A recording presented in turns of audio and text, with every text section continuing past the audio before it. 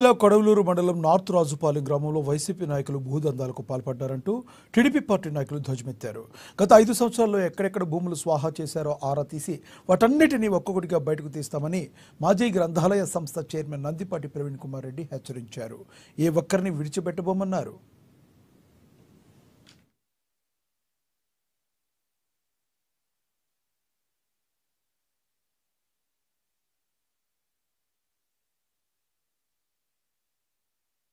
రాపాతోప గ్రామంలో సుమారు 2 ఎకరాల 48 సెంట్లు గుంట, అది గ్రామానికి సంబంధించిన గుంట. ఆ గుంటలో సుప్రీంకోర్టు ఎప్పుడో గైడ్ లైన్స్ ఇచ్చింది గుంటల్ని పోడొచ్చొద్దని.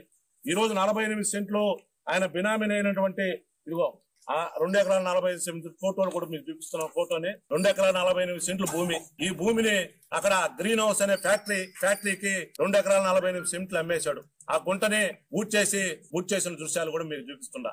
ఆ గుంటని తన బినామీలైనటువంటి 148 సర్వే నెంబర్ లో 15 సెంట్లు ఆగోతల వెంకయ్య సనాఫ్ పిచ్చిరెడ్డి ఆయన పేరుతో చేశాడు తెలివిగా. 148 2లో 5 సెంట్లు నాసిన ప్రసాద్ ఆయన పేరుతో చేశాడు. వీళ్ళంతా ఆయన బినామీలే చేసుకోవడం. అది పట్టా ఎకరా 90 సెంట్లే. పొరవది కాలువలు ఆక్రమించి, శివాయిని ఆక్రమించి, ఆర్ఎన్బి స్థలాన్ని ఆక్రమించి అది పట్టా చేసుకున్నావు. ఈ రోజు డీసీఎల్ ఫ్యాక్టరీలు 2 ఉన్నాయి ఎదురుగా, నీ పొలం ఎదురుగా. పక్కనే ఒక లేఅవుట్ వేస్తుంది. చదరపడుగు 2500 రూపాయలు రిజిస్ట్రేషన్ వాల్యూ ఉంది.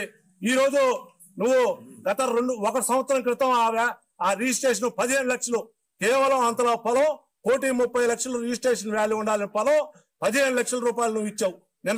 నిన్న మాట్లాడుతూ రిజిస్ట్రార్లకు డబ్బు ఇచ్చి 8 లక్షలు 9 లక్షలు చేసుకునేటట్టున్నాడు. మా పంచాయతీకి